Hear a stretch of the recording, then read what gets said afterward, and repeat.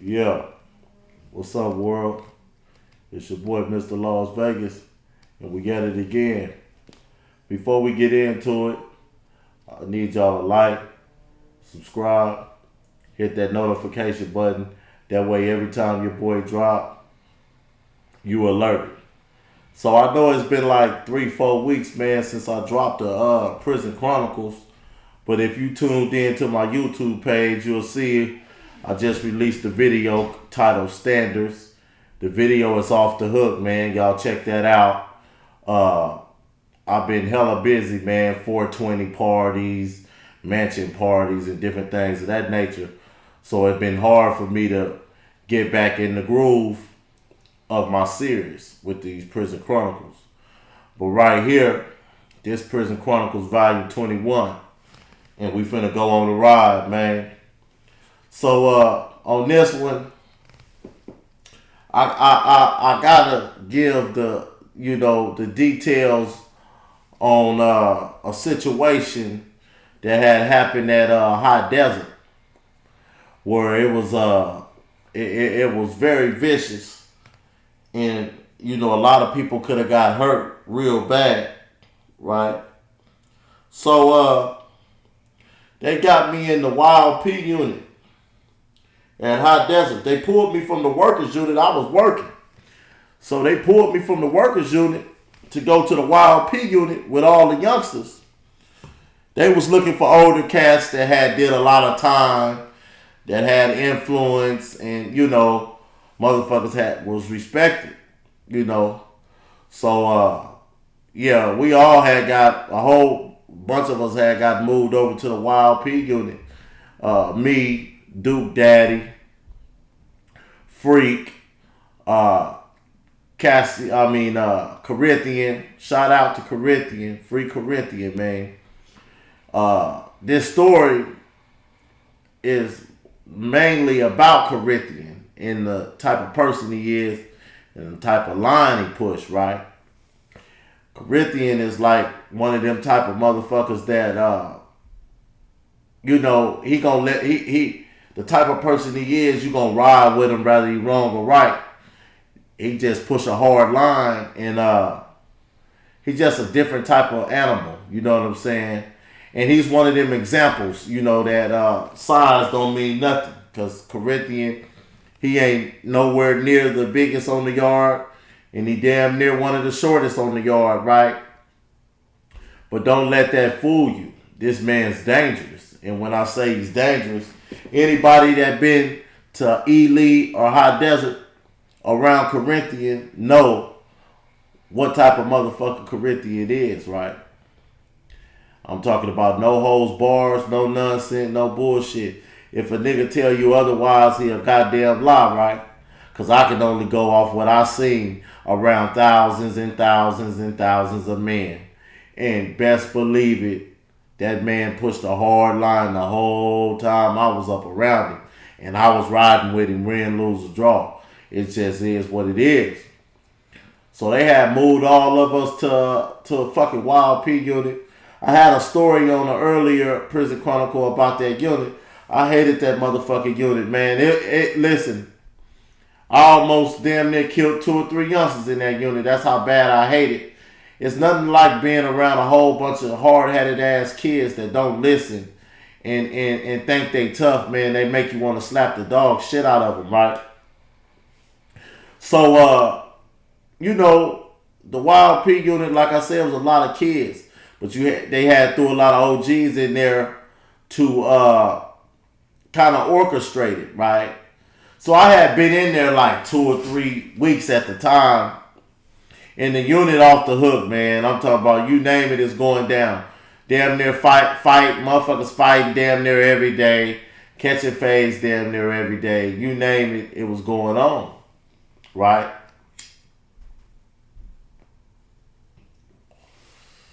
So that morning I had got up, it's like 2 weeks of being in there. I had got up and shout out to Tucci, the homie Tucci from Madison Terrace. He in the unit with me too. We all there, right? And but we the only 2 motherfuckers out there terrorists up in there, right? So one Pacific morning I get up And one of the OG homies, he come to the door and like, man, look, you know what I'm saying?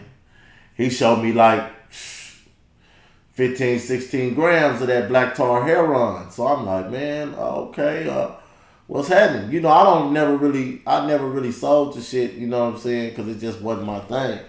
I was cool on selling the tree and the spice. You know, I never had no problem with that, right? And selling the pruno and on the phone at a bitch. I was content.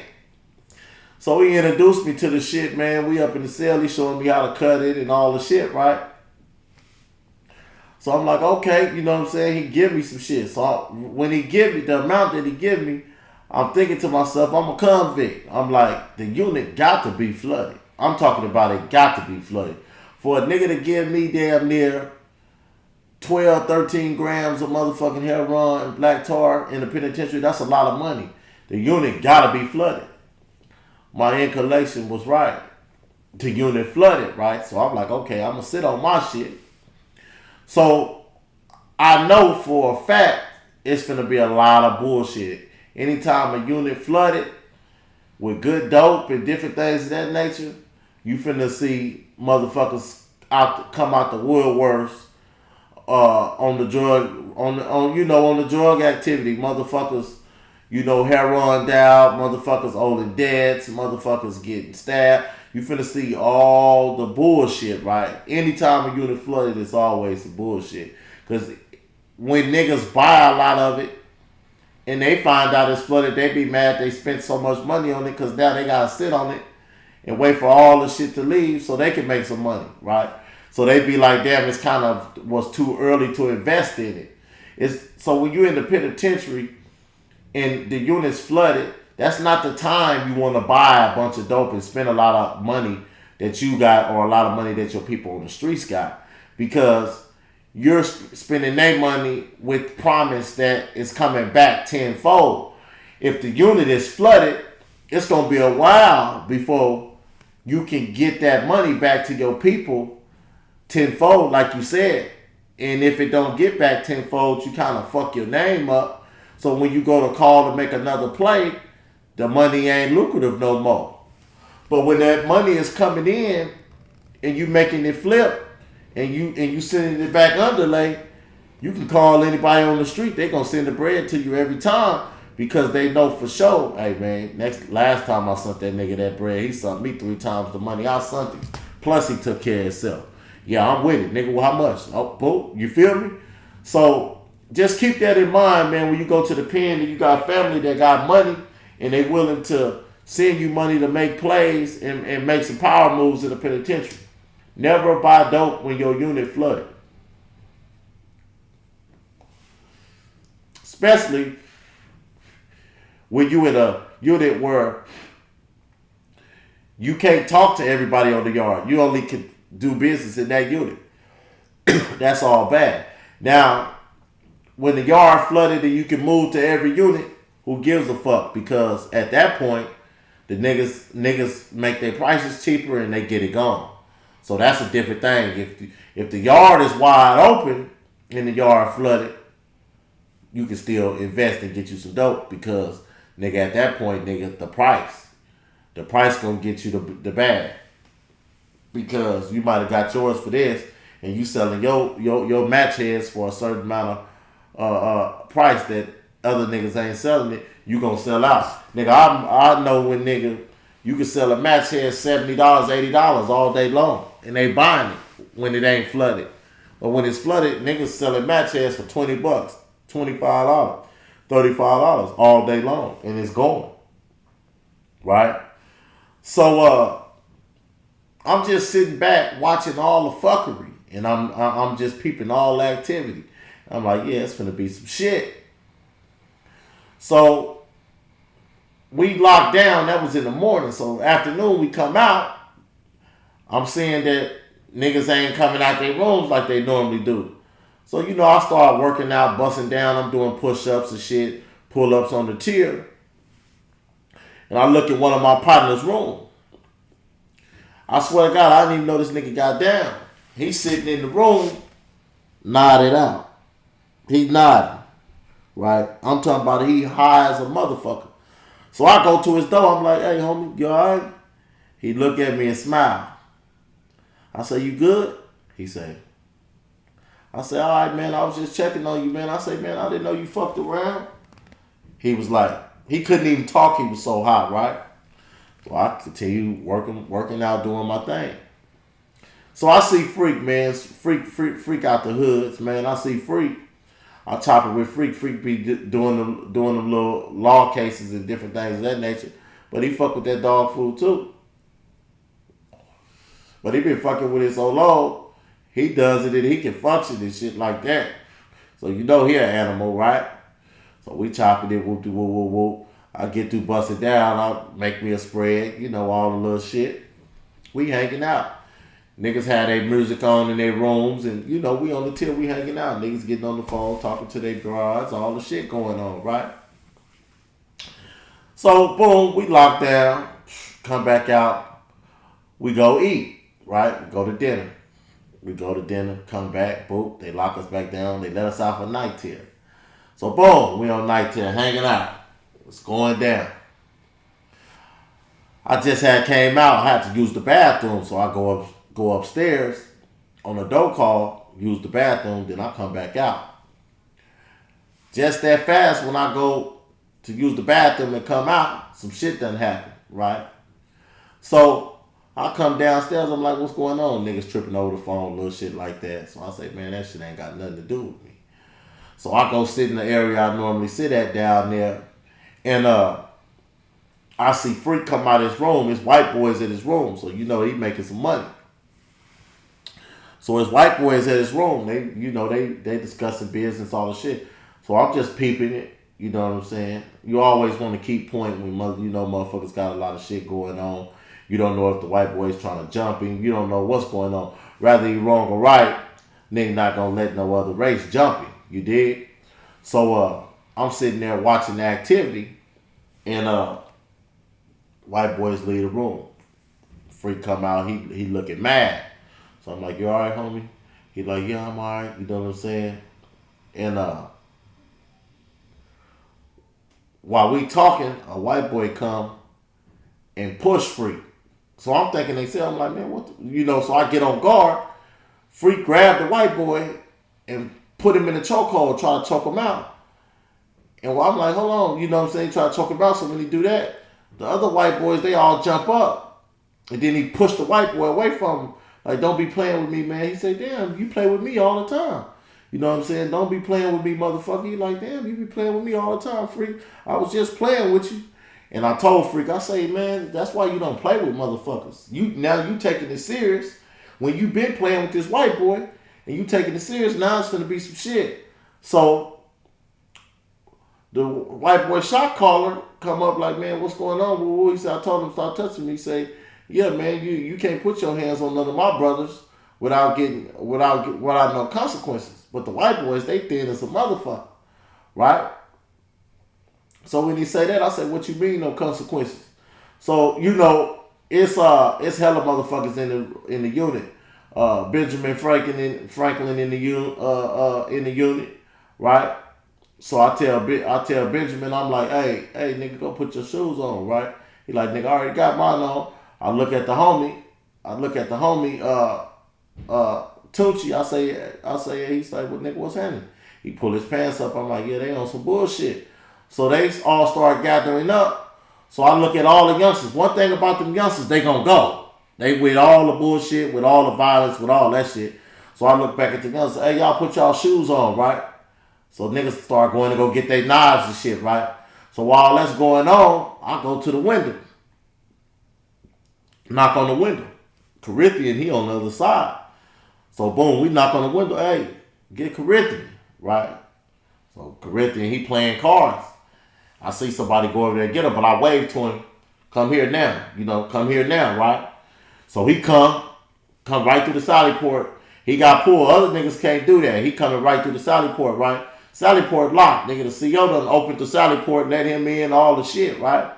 So he like, what's happening? I say, man, go get your knife. The white boys acting like they want to go up. This nigga Freak just choked out a white boy. He like, all right, I got mine on me. What's happening? I say, the white boy shot caller talking about he ain't going for that. He like, all right, bet. So Corinthian go to the other side of the Sally Port, tell one of his partners to come over. So boom, he come over, we all bail. So while we all bailing, it's like 50, 60 of us, because now we all huddled up, it's hella niggas in the unit. So we like, hey, y'all fall back, we finna go holler at them. So it's me, Corinthian, one of the tall youngsters that's with all the bullshit, and Freak, because it's behind Freak. So I tell Freak, so what's going on? He like, man, yeah, that motherfucker playing da da da da da da da. So the white boy, we get through talking, the white boy say, nah, man, he put his hand on my brother, woo woo. Y'all gotta DP him and woo woo woo. So Corinthians say, right off the jump, we ain't DPing nothing. We ain't putting woo woo woo woo, DP yours for playing. You know what I'm saying? So he like, we gonna DP ours, y'all make sure y'all DP y'all's. Like, we ain't DPing shit. So they like, all right. So they go take their white boy. We all right there talking and DP him, right? All the white boys go up in there and DP the white boy immediately, right? Just to show that they mean business. But little do they know, we don't give a fuck y'all did that. We ain't DPing Freak, right? Freak feel like he was being violated at the time, even though he played with the white boy and he choked him out. He did what he did. Corinthian ain't on DPing Freak. So when they do that, he come back and say, man, I just DP my brother. Y'all ain't gonna DP y'all? He like, no. He say, in Corinthian tell him, we can go to war. Whatever y'all on, we on that. Now the white boy, he getting pink as a motherfucker. When I say pink, hey, listen, the brightest pink you ever seen in your life, that's how pink this motherfucker is, right? Pink like an old pig, real pink toe, right? So he looking and you can see he's feared.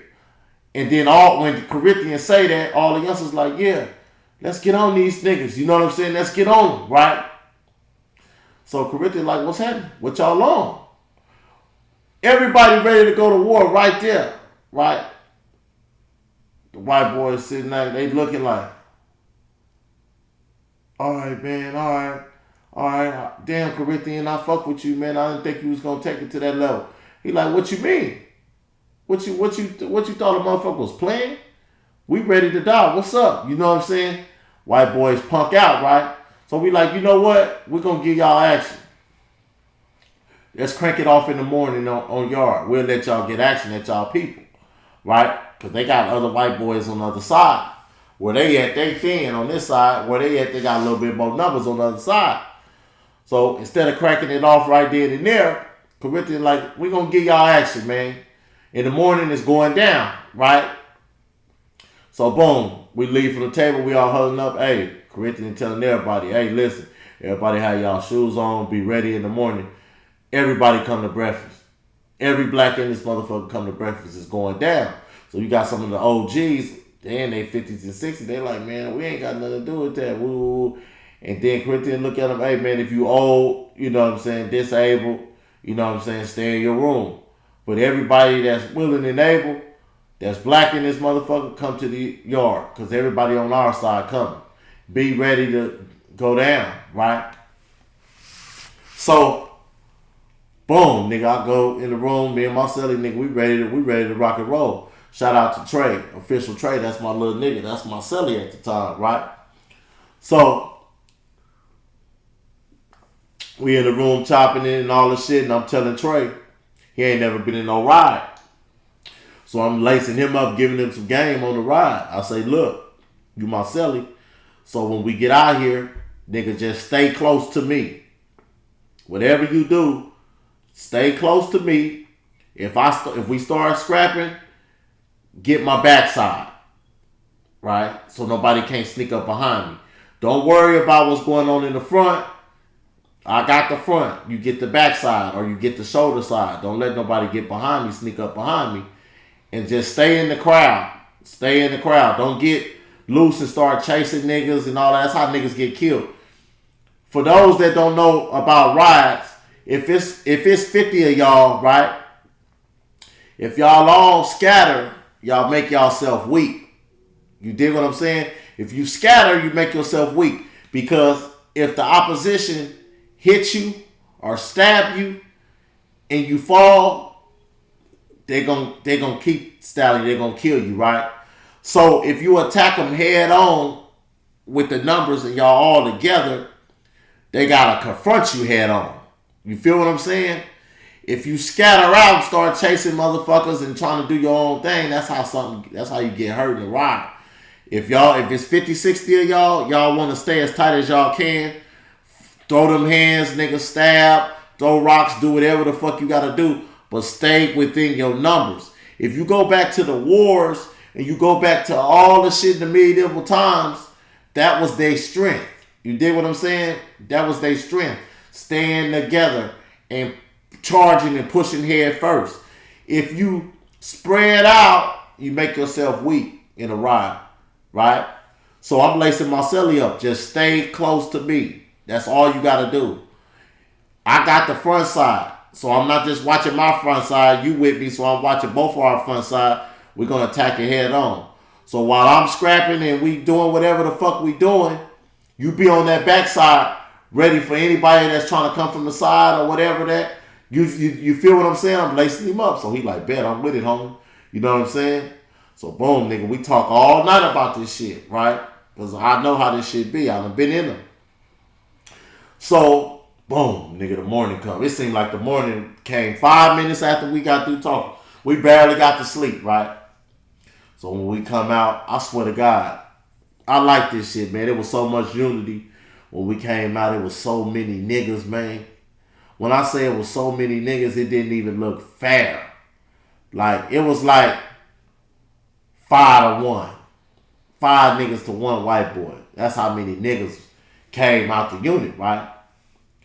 So when we come out the unit, police and shit is all out there. They got wind from last night, so it's like they done woke them up. So when we come out,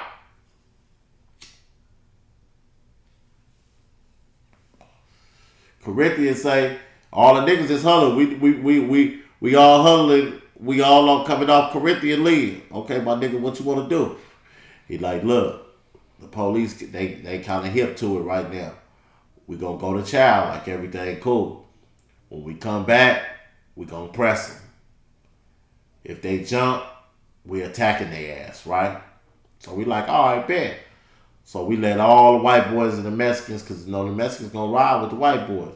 So we let all the white boys and the Mexicans go first, right? Then all the blacks stood to the back.